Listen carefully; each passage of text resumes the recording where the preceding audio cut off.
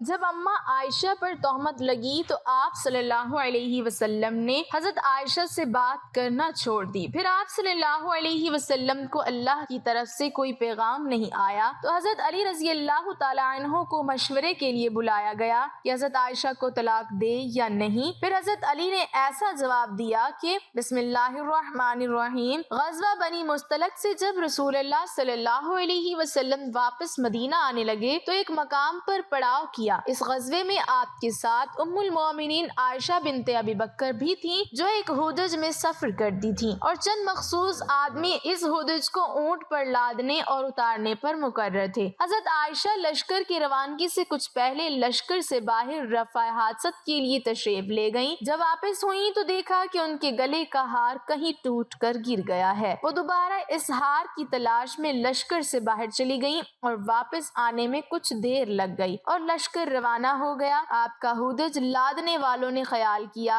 کہ آپ اندر تشریف فرما ہیں، کیونکہ آپ کی عمر مبارک اتنی زیادہ نہ تھی تو وزن محسوس نہیں ہوتا تھا۔ انہوں نے ہودج لاد دیا اور پورا قافلہ منزل سے روانہ ہو گیا۔ آپ منزل پر واپس آئیں تو کوئی آدمی موجود نہیں تھا۔ تنہائی اور اندھیری رات سے سخت گھبرائیں اور اکیلا سفر کرنا بھی مشکل تھا، اس لیے آپ یہ سوچ کر لیٹ گئیں کہ جب اگلی منزل پر مجھے نہ پائیں گے تو میری تلاش میں ضرور یہاں آئیں گے۔ آپ لیٹی لیٹی سو گئیں۔ ایک صحابی صفوان بن معطل ہمیشہ لشکر کے پیچھے اس خیال سے چلا کرتے تھے کہ لشکر کا گرا ہوا سامان اٹھاتے چلیں۔ جب اس مقام پر پہنچے تو حضرت عائشہ کو دیکھا۔ چونکہ آپ آیت پردہ سے پہلے ام المومنین کو دیکھ چکے تھے تو پہچان گئے اور انہیں مردہ سمجھ کر انا للہ و انا الیہ راجعون پڑھا۔ اس آواز سے حضرت عائشہ جاگ اٹھی تو حضرت صفوان نے اپنے اونٹ کو ان کے قریب جا کر بٹھا دیا، جس پر آپ بغیر کوئی بات کیے سوار ہو گئیں، اور حضرت صفوان نے اونٹ کی مہار پکڑ کر پیدل چلتے ہوئے اگلی منزل پر حضور صلی اللہ علیہ وسلم کے پاس پہنچ گئے۔ منافقوں کے سردار عبداللہ بن ابی نے اس واقعے کو حضرت عائشہ پر تہمت لگانے کا ذریعہ بنا لیا اور خوب اس تہمت کا چرچا کیا، اور مدینے میں اس منافق نے اس شرمناک تہمت کو اس قدر اچھالا اور اتنا شور و غل مچایا کہ مدینے میں ہر طرف اس فترہ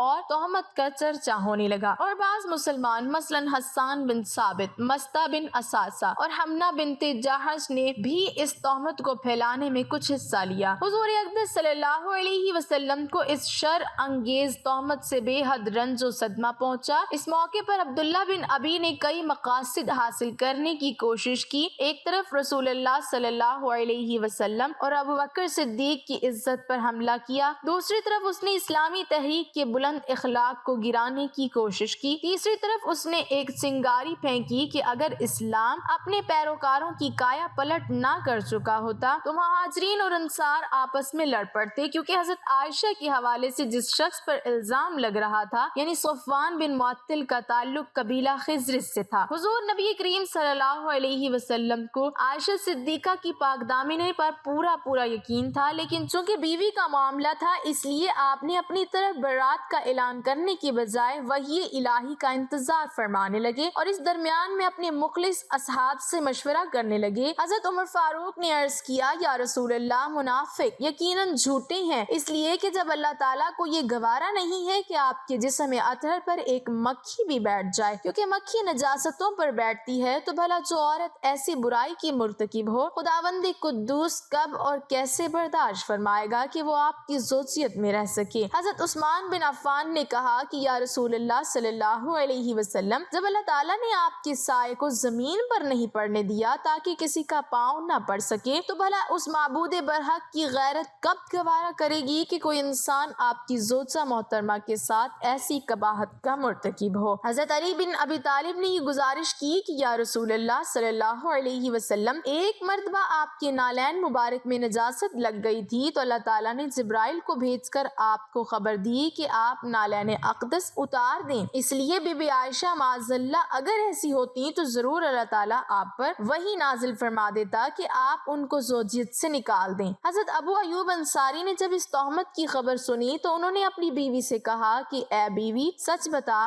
اگر صفوان بن معطل کی جگہ میں ہوتا تو کیا تو یہ گمان کر سکتی ہے کہ میں حضور کی حرم پاک کے ساتھ ایسا کرتا تھا؟ تو ان کی بیوی نے جواب دیا کہ اگر حضرت عائشہ کی جگہ میں رسول اللہ صلی اللہ علیہ وسلم کی بیوی ہوتی تو خدا کی قسم میں کبھی ایسی خیانت نہیں کر سکتی تھی۔ تو پھر حضرت عائشہ تو مجھ سے لاکھوں درجے بہتر ہیں، اور حضرت صفوان جو بدری جہاں تم سے بہتر ہے، بھلا کیوں کر ممکن ہے کہ یہ دونوں ایسی خیانت کر سکتے ہیں؟ جب رسول اللہ صلی اللہ علیہ وسلم نے حضرت بریرہ جو حضرت عائشہ کی لونڈی تھی اس سے سوال کیا تو انہوں نے عرض کی کہ یا رسول اللہ صلی اللہ علیہ وسلم، اس ذات پاک کی قسم جس نے آپ کو رسول برحق بنا کر بھیجا ہے کہ میں نے بی بی عائشہ میں کوئی عیب نہیں دیکھا۔ ہاں اتنی بات ضرور ہے کہ وہ ابھی کم سن ہے، وہ گوندا ہوا آٹا چھوڑ کر سو جاتی ہیں اور بکری آ کر کھا ڈالتی ہے۔ رسول اللہ نے اپنی بیوی ام المومنین زینب بنت جہش سے دریافت فرمایا جو حسن و جمال میں حضرت عائشہ کے مثل تھی، تو انہوں نے قسم کھا کر یہ عرض کیا کہ یا رسول اللہ صلی اللہ علیہ وسلم، میں اپنے کان اور آنکھ کی حفاظت کرتی ہوں، خدا کی قسم میں تو حضرت بی بی عائشہ کو اچھی ہی جانتی ہوں۔ ایک دن رسول اکرم صلی اللہ علیہ وسلم نے منبر پر کھڑے ہو کر مسلمانوں سے فرمایا کہ اس شخص کی طرف سے مجھے کون معذور سمجھے گا یا میری مدد کرے گا جس نے میری بیوی پر بہتان تراشی کر کے میری دل آزاری کی ہے؟ خدا کی قسم میں اپنی بیوی کو ہر طرح کی اچھی مانتا ہوں، اور ان لوگوں یعنی منافقوں نے اس بہتان میں ایک ایسے مرد صفوان بن معطل کا ذکر کیا ہے جس کو میں بالکل اچھا ہی جانتا ہوں۔ ام المومنین عائشہ صدیقہ مدینہ پہنچتے ہی سخت بیمار ہو گئی، پردہ نشیں تو تھی ہی، صاحب فراش ہو گئی، انہیں اس تہمت تراشی کی بالکل خبر ہی نہیں ہوئی۔ جب آپ کو مرض سے کچھ صحت ہوئی تو ایک رات ام مستہ صحابیہ کے ساتھ رفع حاجت کے لیے صحرا میں تشریف لے گئیں، تو ان کی زبانی آپ نے اس دل خراش اور روح فرسا خبر کو سنا جس سے انہیں بڑا دھچکا لگا اور شدت رنج و غم سے نڈھال ہو گئیں۔ چنانچہ آپ کی بیماری میں مزید اضافہ ہو گیا اور دن رات بلک بلک کر روتی رہیں۔ آخر جب آپ سے صدمہ برداشت نہ ہو سکا تو رسول اللہ صلی اللہ علیہ وسلم سے اجازت لے کر اپنے والدین کے گھر چلی گئیں اور اس منحوس خبر کا تذکرہ اپنی ماں سے کیا۔ ماں نے تسلی و تشکی دی مگر یہ برابر روتی رہیں۔ ایک دن رسول اللہ اچانک تشریف لائے اور فرمایا، اے عائشہ، تمہارے بارے میں ایسی ایسی خبر اڑائی گئی ہے،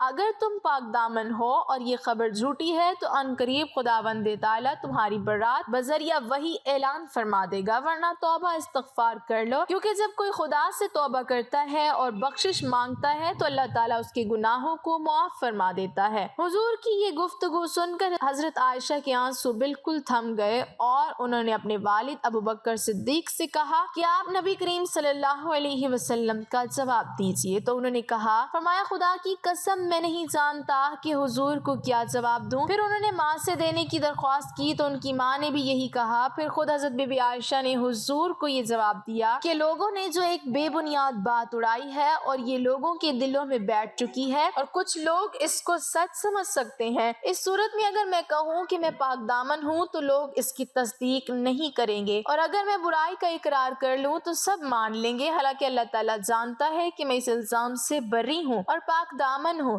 اس وقت میری مثال حضرت یوسف کے باپ حضرت یعقوب علیہ السلام جیسی ہے، لہٰذا میں وہی کہتی ہوں جو انہوں نے کہا تھا، یعنی فاصبر جمیل واللہ مستعان علی ما تصفون۔ یہ کہتی ہوئی انہوں نے کروٹ بدل کر منہ پھیر لیا اور کہا، اللہ تعالیٰ جانتا ہے کہ میں اس تہمت سے بری اور پاک دامن ہوں، اور مجھے یقین ہے کہ اللہ تعالیٰ ضرور میری برات کا ظاہر فرما دے گا۔ رسول اللہ صلی اللہ علیہ وسلم حضرت ابو بکر صدیق کے گھر میں موجود تھے اور ابھی تمام لوگ اپنی جگہ پر بیٹھے تھے کہ اچانک حضور پر وحی نازل ہونے لگی اور آپ پر نزول وحی کے وقت بے چینی شروع ہو گئی۔ شدید سردی کے موسم میں آپ کے بدن مبارک سے پسینے کے قطرے ٹپکنے لگے۔ وحی اترنے کے بعد رسول اللہ نے مسکراتے ہوئے فرمایا کہ اے عائشہ، تم خدا کا شکر ادا کرتے ہوئے اس کی حمد کرو کہ اس نے تمہاری برات اور پاک دامنی کا اعلان فرما دیا۔ اور پھر آپ نے قرآن کی سورۃ نور میں سے 10 آیتوں کی تلاوت فرمائی جو آیت نمبر 11 سے شروع ہو کر 20 پر ختم ہوتی ہے۔ ان آیات کے نزول کے بعد منافقوں کا منہ کالا ہو گیا اور ام المومنین عائشہ کی پاک دامنی کا آفتاب اپنی پوری آب و تاب کے ساتھ اس طرح چمک اٹھا کہ قیامت تک آنے والے مسلمانوں کے دلوں کی دنیا میں نور ایمان سے اجالا ہو گیا۔ حضور صلی اللہ علیہ وسلم نے مسجد نبوی میں ایک خطبہ ارشاد فرمایا اور اس کے بعد سورہ نور کی آیت تلاوت تلاوت فرما کر مجمع عام سنا دی، اور تہمت لگانے والوں میں سے حضرت حسان بن ثابت، مستہ بن اساسہ، حمنہ بنت جاحش اور رئیس المنافقین عبداللہ بن ابی، ان چاروں کو حد قذف کی سزا میں 80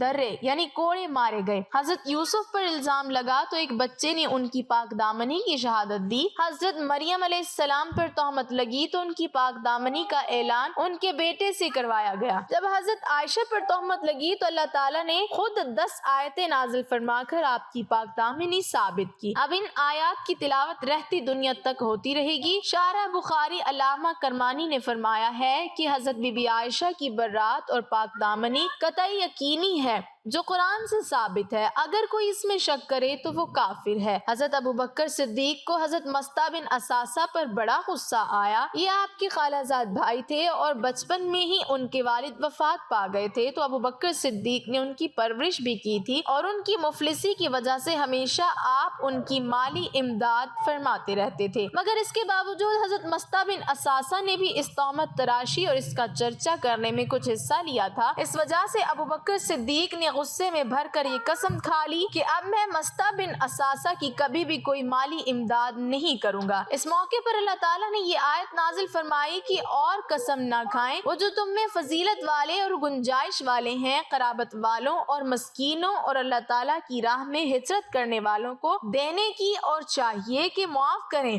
اور درگزر کریں۔ کیا تم اس سے پسند نہیں کرتے کہ اللہ تعالیٰ تمہاری بخشش کرے، اور اللہ بہت بخشنے والا اور بڑا مہربان ہے۔ اس آیت کو سن کر ابوبکر صدیق نے اپنی قسم توڑ ڈالی اور پھر مستہ بن اساسہ کا خرچ بدستور سابق عطا فرمانے لگے۔ امامیہ کا یہ نظریہ ہے کہ تمام انبیاء کی بیویاں پاک دامن ہوتی ہیں، کبھی ان کا دامن اس گناہ کی آلودگی سے داغدار نہیں ہو سکتا۔ وہ کافر ہو سکتی ہیں جیسے نوح اور لوط کی بیویاں تھیں، کیونکہ کفر لوگوں کو کبھی نبی سے متنفر نہیں کر سکتا، مگر ان کا دامن عفت اس معاشرتی عیب سے عیبدار نہیں ہو سکتا، کیونکہ یہ بات شان نبوت کے سراسر منافی ہے کہ ان کے گھر کوئی فاحشہ عورت ہو اور وہ اسے برداشت کریں، کیونکہ یہ لوگوں کو نبی سے متنفر کرتی ہیں۔ چنانچہ ابن عباس سے مروی ہے کہ ما ظننت امرات النبی، کبھی کسی نبی کی بیوی نے بدکاری نہیں کی، لہٰذا نبی کا ہر اس عیب سے منزہ ہونا ضروری ہے جو اس سے لوگوں کی نفرت کا باعث ہوا۔ اگر شیعان علی کو اس ام المومنین سے کوئی اصولی اختلاف ہے تو وہ بغض علی اور ان سے جنگ کرنے اور بے قصور مسلمانوں کو قتل کرانے کی وجہ سے ہے، ورنہ کوئی شیعہ مسلمان کسی حالت میں بھی چاہ جائے کا